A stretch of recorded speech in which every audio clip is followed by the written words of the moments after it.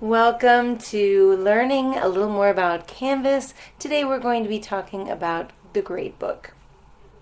So as you can see, I've got us here on the dashboard. We're going to go right into our course. And of course it delivers us right here to our courses and gives us this navigation tool here to check out what we can do next. And of course it's got grades right here, and you would think we'd go straight into grades. However, we are going to go into assignments. We actually have to build our assignments first before we can get started configuring the Canvas Gradebook.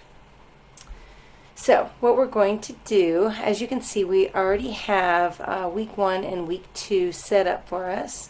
And within both, we've got our discussion assignment and our weekly quiz. Now, if I wanted to create week 3, I wanted to go ahead and show you how to do that. We can go ahead and start by getting a new group going, and in this case we can do week 3.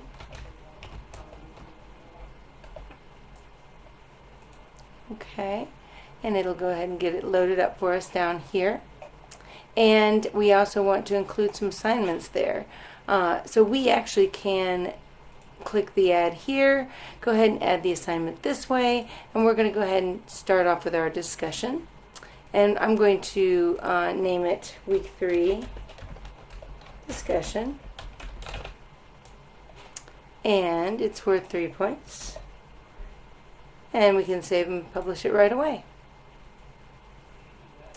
Also, we wanted to go ahead and get our week 3 quiz going as well, and you want to make sure to put it down as a quiz here so it populates into the right folder for our navigation.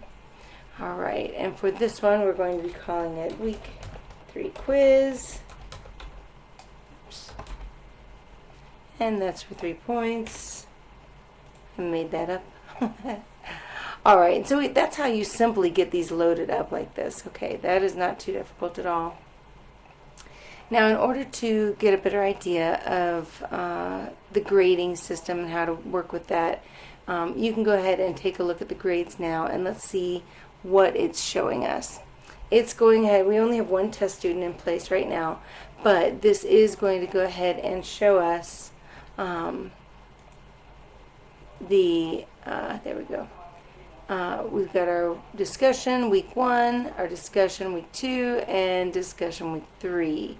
And of course, if I had labeled these better, it would make more sense looking at it this way. Then it does show a compilation of the week 1 assignments, week 2 assignments, week 3 assignments, and the grand total grade. Now, this does have some neat features to it. We are able to search our students. If we had quite a few students here, we'd be able to actually go through and type in the name of the student to be able to find them. Similarly, we can actually search for our assignments. And here we do have some neat gradebook settings. Specifically, if you would like to automatically have them posted or hidden until you are ready to post them. Okay. So if you wanted to enter and update some of your grades here on our gradebook, you can simply do that yourself.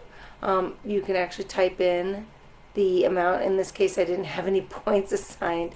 So in this case, this would be a better option to do this. We've got 2 out of 3, let's say. And we can see the student over here. If we wanted to click that button, we were able to go over here and check out the student's quiz information right pretty readily. They do have the speed grader function. We're not going to go over that right now. But you are able to also go into the test student themselves and get an idea of their grades and get some details on the student simply by clicking on their name. Alright. And those are the basics of the gradebook, and we will go into more in depth as we go along.